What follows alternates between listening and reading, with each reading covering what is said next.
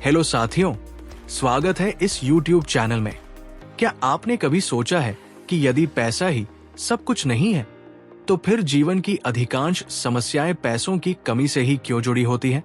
क्या आपने कभी सोचा है कि कुछ लोग हमेशा धनवान क्यों बनते हैं जबकि अनेक लोग जीवन भर धन के लिए संघर्ष करते रहते हैं? क्या ये केवल भाग्य का खेल है या फिर कुछ ऐसे अटूट नियम हैं जो धन के साथ चलते हैं? द लॉज ऑफ वेल्थ एक ऐसी पुस्तक है जो बताती है कि पैसे को लेकर कुछ स्पष्ट और अकाट्य सिद्धांत होते हैं। यदि ये सिद्धांत समझ लिए जाए और अपनाए जाए तो कोई भी व्यक्ति वित्तीय स्वतंत्रता प्राप्त कर सकता है। आज हम इस पुस्तक में बताए गए ऐसे ही नियमों को समझने जा रहे हैं जिन्हें अपनाकर कोई भी व्यक्ति गरीबी से अमीरी की ओर अपने कदम बढ़ा सकता है। नियम 1, पैसे को समझना पैसे को कमाने से अधिक आवश्यक है। अधिकतर लोग ये मानते हैं कि यदि वे अधिक पैसा कमाने लगे तो उनकी आर्थिक समस्याएं समाप्त हो जाएंगी, लेकिन ये सोच अधूरी है। धन केवल कमाने की वस्तु नहीं है, बल्कि उसे सही तरीके से समझना अधिक महत्वपूर्ण है। यदि कोई व्यक्ति हर महीने लाखों रुपए भी कमा रहा हो, लेकिन उसे ये न पता हो कि पैसा कैसे काम करता है, तो वो उस पैसे को लंबे समय तक संभाल नहीं पाएगा। पैसे की समझ न होना ठीक वैसा है जैसे किसी को कार चलानी ना आती हो, लेकिन उसे एक तेज रफ्तार कार दे दी जाए। वह या तो दुर्घटनाग्रस्त हो जाएगा या वो कार उसकी किसी मदद में नहीं आएगी। पैसे के नियमों को न जानना जीवन में आर्थिक अस्थिरता और असफलता को आमंत्रित करता है। जो लोग धन को एक शक्ति के रूप में पहचानते हैं और ये समझते हैं कि वो कैसे काम करता है, वही लोग उसे अपने जीवन में नियंत्रित कर पाते हैं।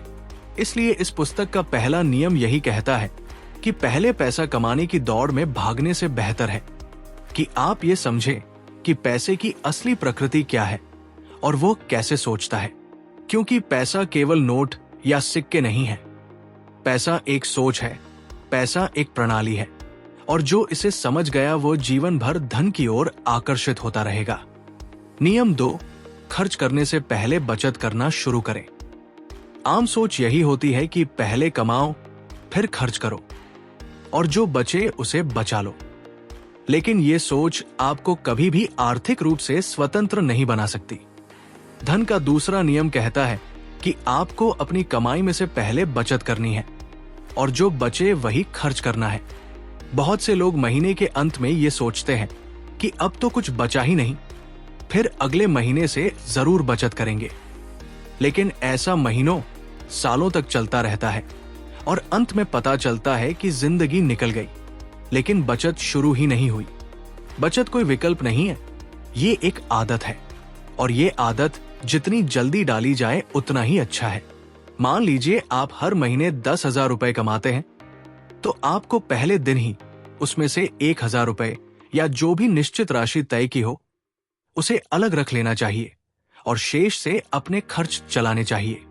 ये एक मनोवैज्ञानिक बदलाव भी लाता है, क्योंकि जब आप पहले से जानते हैं कि आपके पास खर्च के लिए सीमित राशि है तो आप फिजूल खर्ची से बचते हैं।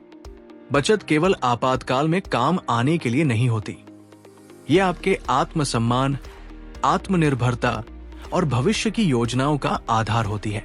यदि आप अपने जीवन में कभी अमीर बनना चाहते हैं तो आपको पहले खुद को पैसा देना होगा, यानी अपनी आमदनी में से सबसे पहले खुद के लिए बचत करनी होगी। ध्यान रखिए, अमीर वे नहीं होते जो ज्यादा कमाते हैं, अमीर वे होते हैं जो ज्यादा बचाते हैं और सही जगह निवेश करते हैं। दूसरे नियम को अपनाइए और हर नियम की आदत डालिए, भले ही शुरुआत छोटे से ही क्यों न हो। नियम 3, अपनी आय से कम खर्च करना सीखिए। ये नियम सुनने में आसान लगता है, लेकिन व्यवहार में इसे अपनाना सबसे कठिन होता है, क्योंकि जैसे ही लोगों की आमदनी बढ़ती है वैसे ही उनके खर्च भी बढ़ जाते हैं। इस प्रवृत्ति को जीवन स्तर का विस्तार कहा जाता है। उदाहरण के लिए, अगर किसी की तनख्वाह 20,000 रुपए से 40,000 रुपए हो जाती है तो वो अपने कपड़ों, खाने, घूमने, यहाँ तक कि मोबाइल तक में उन्नत विकल्प चुनने लगता है। उसे लगता है अब वो पहले से बेहतर कमा रहा है तो उसे बेहतर चीजों का हक भी है। ये सोच बहुत खतरनाक होती है, क्योंकि आप जितना भी कमा लें, अगर आप उसे खर्च कर डालते हैं तो आप हमेशा आर्थिक तनाव में रहेंगे। तीसरा नियम ये कहता है कि हमेशा अपनी आमदनी से कम खर्च करना सीखिए। ये नियम आपको न सिर्फ बचत की आदत देता है, बल्कि ये आत्मानुशासन भी सिखाता है। ये नियम ये नहीं कहता कि आप जिंदगी का आनंद मत लीजिए, बल्कि ये कहता है कि आनंद और जरूरत में फर्क कीजिए, जरूरत और लालच में फर्क समझिए। अगर आप अपनी हर चाहत को जरूरत मानकर खर्च करेंगे तो आप कभी भी आर्थिक रूप से सुरक्षित नहीं हो सकते। इसलिए हर बार कुछ खरीदने जाएं तो खुद से एक सवाल पूछिए, क्या ये सच में जरूरी है या सिर्फ मेरे मन की इच्छा है? यदि ये आवश्यक है तो खरीदिए, अन्यथा उसे छोड़ दीजिए। एक बुद्धिमान व्यक्ति वो होता है जो अपने आज को इस तरह जीता है कि उसका कल सुरक्षित हो। नियम 4, पैसों को आपके लिए काम करने दीजिए। बहुत सारे लोग पूरी जिंदगी सिर्फ मेहनत करते रहते हैं, लेकिन पैसे के पीछे भागते रहते हैं, जबकि अमीर लोग पैसे से काम करवाते हैं। चौथा नियम यही सिखाता है कि आपको सिर्फ पैसे के लिए काम नहीं करना है, बल्कि पैसे को अपने लिए काम पर लगाना है। इसका अर्थ है निवेश।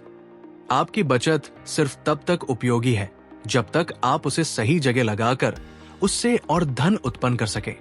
यदि आपने पैसे को केवल बैंक में पड़ा रहने दिया और उस पर ब्याज आता रहा, तो वो धन धीरे धीरे महंगाई के कारण अपनी कीमत खो देगा।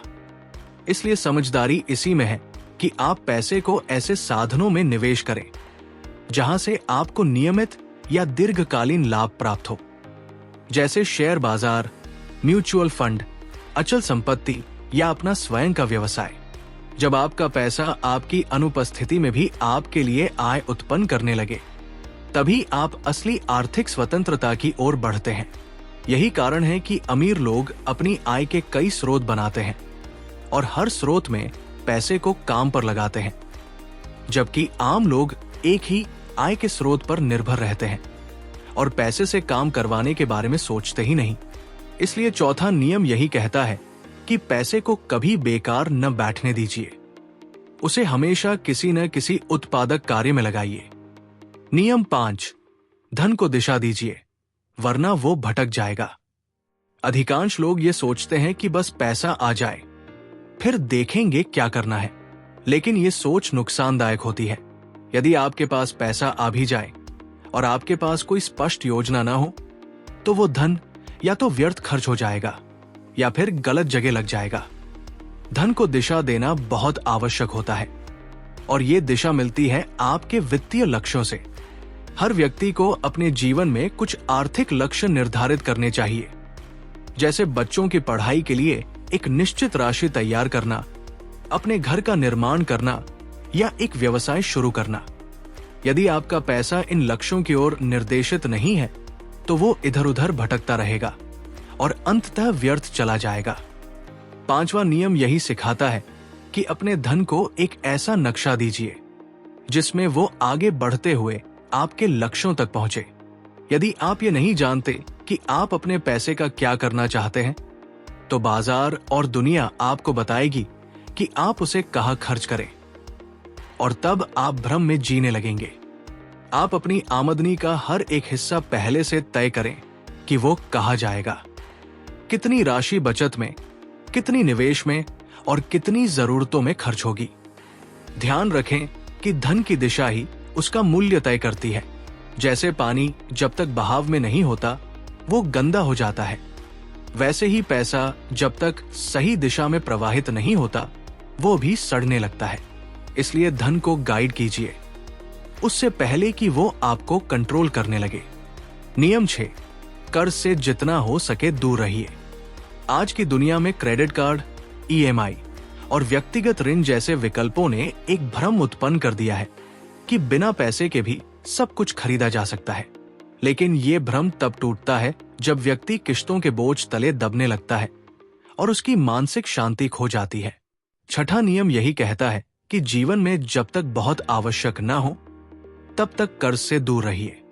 कर्ज एक ऐसा जाल है जो पहले तो सुविधाजनक लगता है, लेकिन धीरे धीरे वो आपकी वित्तीय स्वतंत्रता को निगल जाता है।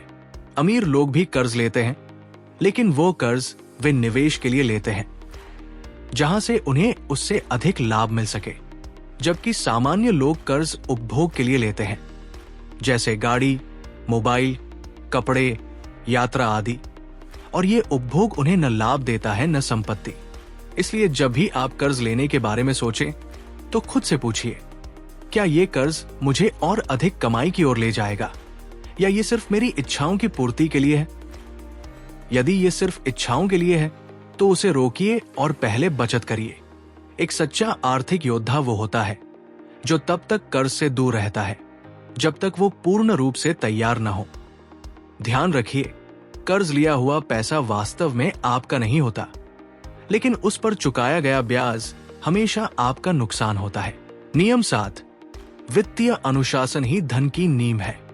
बहुत से लोग धन कमाते हैं, बचाते भी हैं, लेकिन फिर भी आर्थिक रूप से स्थिर नहीं हो पाते, क्योंकि वे अनुशासनहीन होते हैं। वित्तीय अनुशासन का मतलब है कि आप नियमित रूप से अपनी आमदनी, खर्च, बचत और निवेश का लेखा जोखा रखें। आप जानें कि आपका पैसा कहां से आ रहा है और कहां जा रहा है। जो लोग अपनी आर्थिक स्थिति पर नजर रखते हैं वे हमेशा कठिन समय में भी संभले रहते हैं। 7वां नियम बताता है कि अगर आप अपने को स्थायी बनाना चाहते हैं तो आपको खुद के प्रति ईमानदार और नियमित होना पड़ेगा। हर महीने एक दिन निश्चित करें जब आप अपने पूरे महीने की वित्तीय स्थिति का लेखा जोखा बनाएं। कौन सा खर्च अनावश्यक था, कहां से अधिक पैसा आया, कौन से निवेश से लाभ हुआ, ये सब जानना आवश्यक होता है।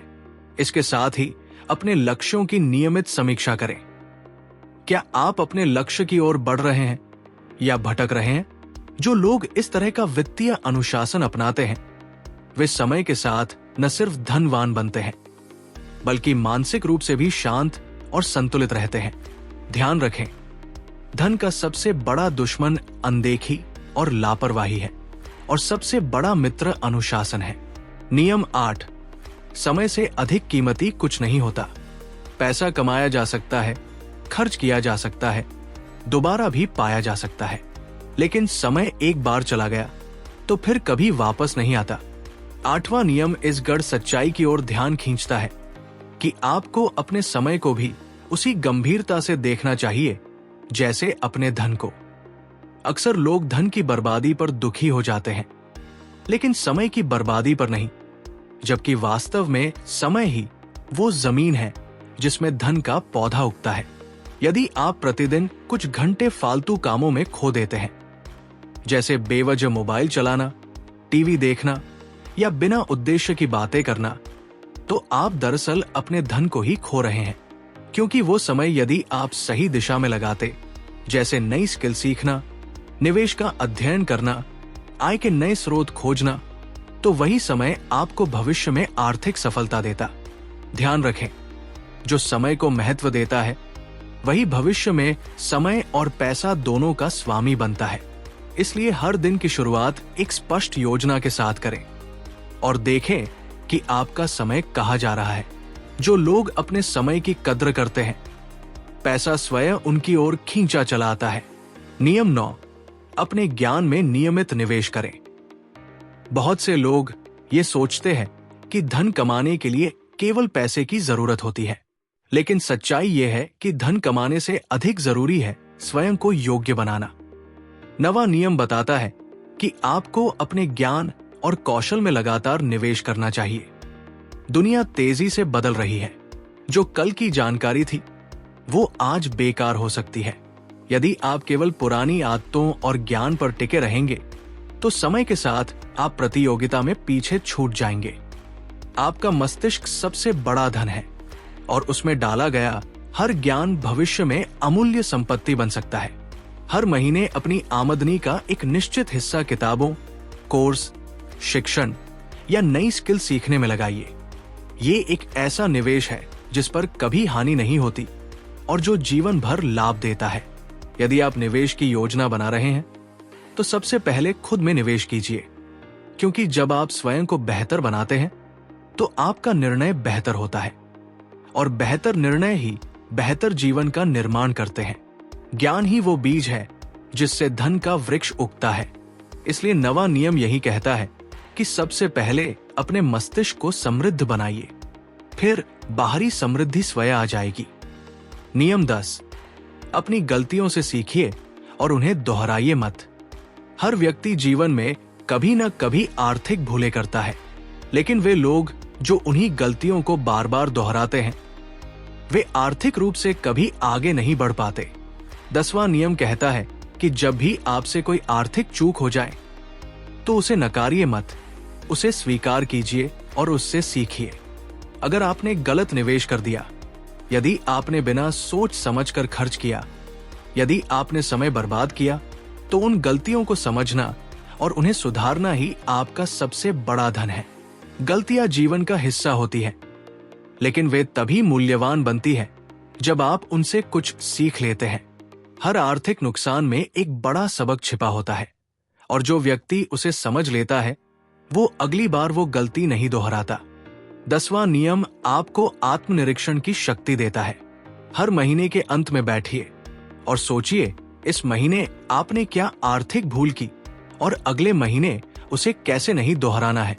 आपका ये छोटा सा अभ्यास आपके आर्थिक जीवन को एक नई दिशा दे सकता है। ध्यान रखिए, जो लोग अपनी भूलों से भागते हैं वे जीवन भर भागते ही रहते हैं, लेकिन जो उन्हें समझते हैं वे एक जगह स्थिर होकर प्रगति करते हैं। नियम 11, हर पैसे का हिसाब रखना अनिवार्य है। बहुत से लोग ये सोचते हैं कि उन्हें सब याद है, उन्हें किसी खर्च का हिसाब रखने की जरूरत नहीं, लेकिन यही सोच सबसे ज्यादा नुकसान पहुंचाती है। 11वां नियम यही कहता है कि आपको हर पैसे का लेखा जोखा रखना चाहिए। आपका एक एक रुपया किस पर खर्च हुआ, ये जानना उतना ही जरूरी है जितना कि कमाई करना। जब आप पैसे का हिसाब नहीं रखते तो आप अनजाने में कई ऐसे खर्च कर देते हैं जो जरूरी नहीं होते और आपको इसका पता भी नहीं चलता। लेकिन जब आप नियमित खर्चों की सूची बनाते हैं तो आपको ये समझ आता है कि आपके धन की सबसे बड़ी खपत कहाँ हो रही है और किन जगहों पर आप बचत कर सकते हैं। आप एक डायरी रख सकते हैं या मोबाइल ऐप का प्रयोग कर सकते हैं, लेकिन ये सुनिश्चित करें कि हर खर्च, चाहे वो छोटा हो या बड़ा, उसे तुरंत दर्ज करें। इस आदत से न केवल आप फालतू खर्चों को नियंत्रित करेंगे, बल्कि आपकी मानसिक स्पष्टता भी बढ़ेगी। आपको हर दिन, हर सप्ताह और हर महीने अपने वित्तीय स्वास्थ्य का ज्ञान होगा, और यही ज्ञान आपको भविष्य की योजना बनाने में मदद करेगा। ध्यान रखिए कि जिस तरह एक किसान को पता होता है कि उसकी फसल कहाँ उग रही है, वैसे ही आपको भी पता होना चाहिए कि आपका पैसा कहाँ जा रहा है। नियम 12, संकट के समय के लिए निधि बनाइए। जीवन अनिश्चितताओं से भरा होता है। कभी भी कोई भी दुर्घटना, बीमारी, बेरोजगारी या आर्थिक संकट आ सकता है, और ऐसे समय में यदि आपने पहले से कोई योजना नहीं बनाई होती तो आप पूरी तरह टूट सकते हैं। 12वां नियम बताता है कि आपको आपातकालीन निधि यानी इमरजेंसी फंड अवश्य बनाना चाहिए। ये फंड आपकी 3 से 6 महीने की आवश्यक जरूरतों को पूरा कर सके, इतना होना चाहिए। इस निधि को आप एक अलग खाते में रखें, जिससे आप बिना कारण उस धन को खर्च न कर सकें। ये एक मानसिक सुरक्षा कवच जैसा होता है जो आपको आत्मविश्वास देता है। जब आपको ये पता होता है कि यदि कोई समस्या आए तो आपके पास पर्याप्त धन है, तो आप अधिक शांत और स्थिर रहते हैं। इमरजेंसी फंड केवल एक आर्थिक सुरक्षा नहीं है, यह आपकी मानसिक शांति का आधार है। जो लोग संकट की स्थिति में भी स्थिर रहते हैं, वही सबसे ज्यादा प्रगति करते हैं। इसलिए 12वां नियम यही कहता है कि जब जीवन अच्छा चल रहा हो, तभी बुरे समय के लिए तैयारी कीजिए, ताकि जब मुश्किलें आए तो आप उनसे डरे नहीं, उनसे निपट सके। नियम 13, कई स्रोतों से आय बनाइए। अगर आपकी आमदनी का केवल एक ही स्रोत है, जैसे नौकरी, तो आप बहुत बड़ा जोखिम उठा रहे हैं। 13वां नियम बताता है कि यदि आप सच में आर्थिक रूप से सुरक्षित रहना चाहते हैं, तो आपको आय के अनेक स्रोत बनाने होंगे। आज की दुनिया में ये आवश्यक हो गया है कि व्यक्ति केवल एक साधन पर निर्भर न रहे, क्योंकि यदि उस एकमात्र साधन में कोई बाधा आए तो आपकी पूरी आर्थिक संरचना डगमगा सकती है। आपका अतिरिक्त स्रोत आपके व्यवसाय से हो सकता है, फ्रीलांसिंग से हो सकता है, ऑनलाइन कोर्स से हो सकता है, निवेश से हो सकता है या रियल एस्टेट से भी हो सकता है। ये जरूरी नहीं कि आप एक ही दिन में सब शुरू करें, लेकिन आपको ये योजना जरूर बनानी चाहिए कि आप किस दिशा में धीरे धीरे और स्रोत तैयार करेंगे। जो लोग ये समझते हैं कि आय के अधिक स्रोत उनके लिए अधिक स्वतंत्रता लाते हैं, वे जीवन में अधिक शांति अनुभव करते हैं। यही कारण है कि अमीर लोग हमेशा विविध स्रोत बनाते हैं और सामान्य लोग केवल एक ही साधन पर निर्भर रहते हैं। अगर आपको धन की दिशा बदलनी है तो सबसे पहले आपको उसकी धारा बढ़ानी होगी, और वो धारा तभी बढ़ेगी जब उसके अलग अलग स्रोत हों। नियम 14, अमीरी की मानसिकता अपनाइए, गरीबी की नहीं। बहुत से लोग बाहरी रूप से अमीर दिखते हैं, लेकिन भीतर से उनकी सोच अब भी गरीब होती है। वे पैसे को डर की नजर से देखते हैं, वे जोखिम लेने से डरते हैं, वे हर समय ये सोचते हैं कि कहीं पैसा चला न जाए। 14वां नियम बताता है कि जब तक आपकी सोच गरीबों जैसी रहेगी तब तक आप धन की ओर नहीं बढ़ सकते। एक अमीर मानसिकता क्या होती है? अमीर मानसिकता वो होती है जो अवसर खोजती है, जो हर चुनौती में भी एक संभावना देखती है, जो पैसे को एक शक्ति मानती है न कि एक बोझ। अमीर मानसिकता वाला व्यक्ति पैसे को नियंत्रित करता है और गरीब मानसिकता वाला व्यक्ति पैसे से नियंत्रित होता है। इसलिए खुद से ये सवाल पूछिए कि आपकी सोच कैसी है? क्या आप हमेशा अभाव में जीते हैं? क्या आप पैसा खर्च करते समय अपराध बोध महसूस करते हैं? क्या आप जोखिम से डरते हैं? यदि हाँ, तो ये सोच बदलनी होगी। आपको पैसे के साथ एक मित्रता का संबंध बनाना होगा। पैसा एक दास है जिसे नियंत्रित किया जा सकता है, न कि कोई स्वामी जिससे डरना पड़े। इसलिए 14वां नियम यही कहता है कि सोच पहले बदलो, फिर पैसा अपने आप बदल जाएगा। नियम 15, अपने बच्चों को धन के नियम सिखाइए। हम अपने बच्चों को गणित, विज्ञान और इतिहास तो सिखाते हैं, लेकिन उन्हें ये नहीं सिखाते कि पैसा क्या होता है, वो कैसे कमाया जाता है और कैसे बचाया या निवेश किया जाता है। 15वां नियम कहता है कि यदि आप वास्तव में चाहते हैं कि अगली पीढ़ी सुरक्षित और स्वतंत्र जीवन जिए, तो उन्हें आज से ही धन के नियमों की शिक्षा दीजिए। छोटे छोटे अभ्यासों से बच्चों को पैसे की समझ दी जा सकती है, जैसे उन्हें पॉकेट मनी देना, उन्हें बचत करने के लिए प्रेरित करना, उन्हें खर्च की प्राथमिकता समझाना। बच्चे बहुत जल्दी सीखते हैं, और यदि शुरुआत में ही उन्हें सिखा दिया जाए कि पैसा कैसे काम करता है, तो वे बड़े होकर आत्मनिर्भर बनते हैं। ध्यान रखिए, स्कूल उन्हें डिग्री देगा, लेकिन वित्तीय ज्ञान आप ही दे सकते हैं। यदि आप उन्हें ये शिक्षा नहीं देंगे, तो ये संभावना है कि वे वही गलती दोहराएंगे जो शायद आपने की हो। पैसा जीवन का एक बड़ा हिस्सा है, और यदि बच्चे शुरू से इसकी समझ रखते हैं, तो वे भविष्य में अधिक सशक्त और जागरूक बनते हैं। इसलिए 15वां नियम यही कहता है कि बच्चों को धन का मित्र बनाइए, उसे डर न बनाइए। नियम 16, दान और उदारता से धन बढ़ता है, घटता नहीं। धन का एक रहस्य यह है कि वो उन लोगों के पास अधिक आता है जो उसे केवल अपने लिए नहीं बल्कि दूसरों के लिए भी उपयोग करते हैं। 16वां नियम बताता है कि जो व्यक्ति उदार होता है, जो दूसरों की मदद करता है, जो जरूरतमंदों को देता है, उसे स्वयं धन भी अधिक प्राप्त होता है। ये कोई आध्यात्मिक विचार मात्र नहीं है, बल्कि एक मनोवैज्ञानिक और सामाजिक सच्चाई है। जब आप किसी की मदद करते हैं तो आपके भीतर एक संतोष उत्पन्न होता है, और यही संतोष आपको सकारात्मक ऊर्जा देता है। और जब आप सकारात्मक ऊर्जा में रहते हैं तो आप बेहतर निर्णय लेते हैं, और धन स्वयं आपकी ओर आकर्षित होता है। इसके साथ ही समाज में आपकी प्रतिष्ठा बढ़ती है, आपका नेटवर्क मजबूत होता है और लोग आप पर विश्वास करने लगते हैं। इसका सीधा प्रभाव आपके व्यवसाय और अवसरों पर भी पड़ता है। दान केवल पैसे का नहीं होता, समय का भी होता है, ज्ञान का भी होता है और प्रयास का भी होता है। आप जितना देंगे वो किसी न किसी रूप में लौटकर आपके पास आएगा। इसलिए 16वां नियम यही कहता है कि कभी भी केवल अपने लिए न जिए, बल्कि अपने धन से दूसरों के जीवन में भी रोशनी भरिए। जिस धन में सेवा नहीं, वो सच्चा धन नहीं होता। नियम 17, पैसे के साथ समय पर निर्णय लेना आवश्यक है। धन केवल एक अवसर नहीं होता, वो एक समयबद्ध शक्ति है। अधिकतर लोग अच्छे अवसर इसलिए खो देते हैं क्योंकि वे निर्णय लेने में देर कर देते हैं।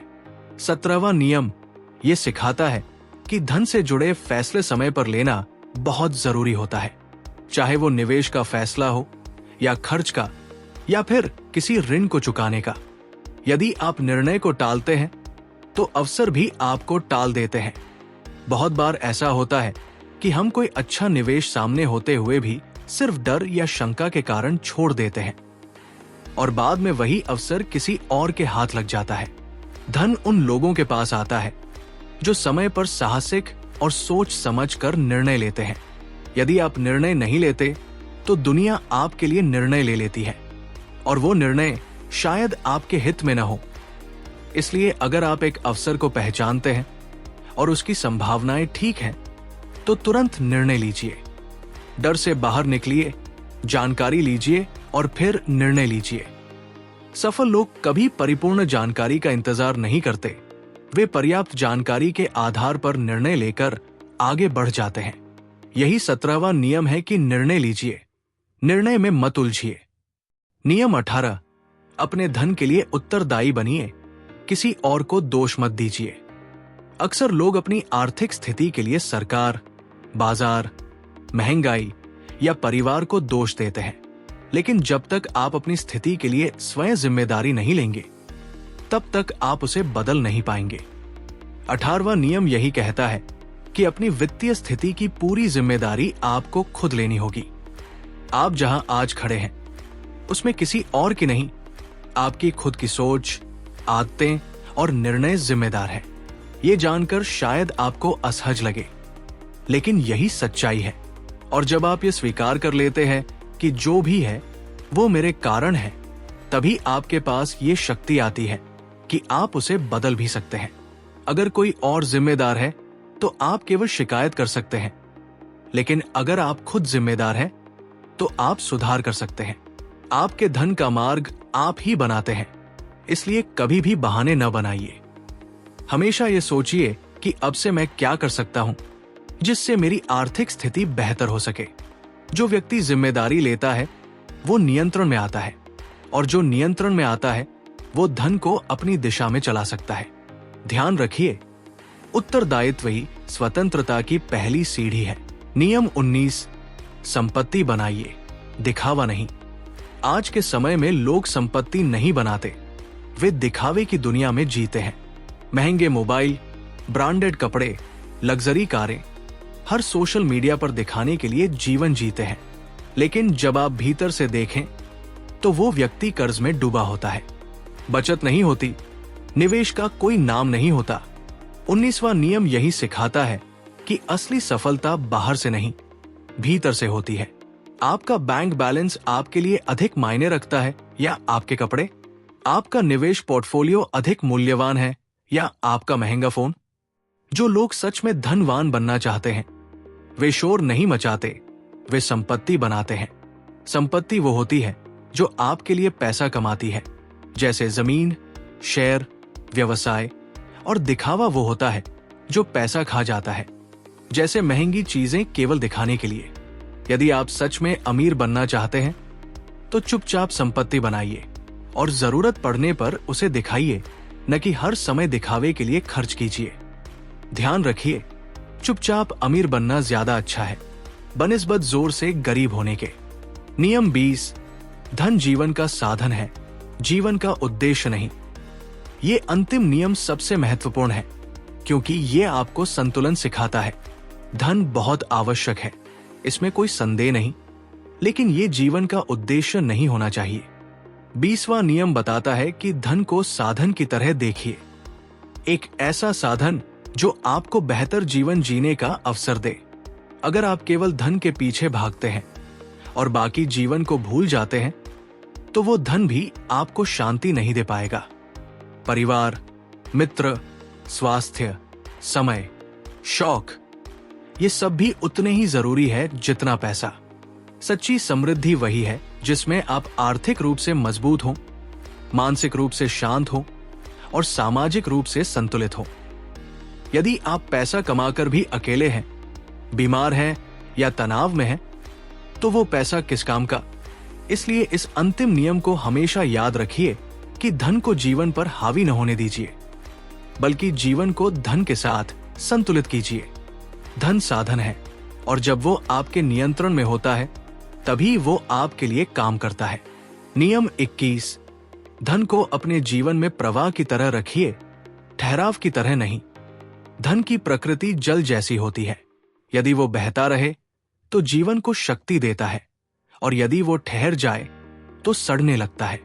21वां नियम सिखाता है कि धन को लेकर आपकी सोच हमेशा प्रवाह की होनी चाहिए, न कि संचय और जकड़न की। कई लोग धन को इस तरह समेट कर रखते हैं मानो वो कहीं भाग न जाए। वे जरूरत पर भी खर्च नहीं करते, निवेश से डरते हैं और दूसरों की मदद करने में संकोच करते हैं। ऐसी सोच धीरे धीरे धन के साथ साथ संबंधों और मानसिकता को भी संकुचित कर देती है।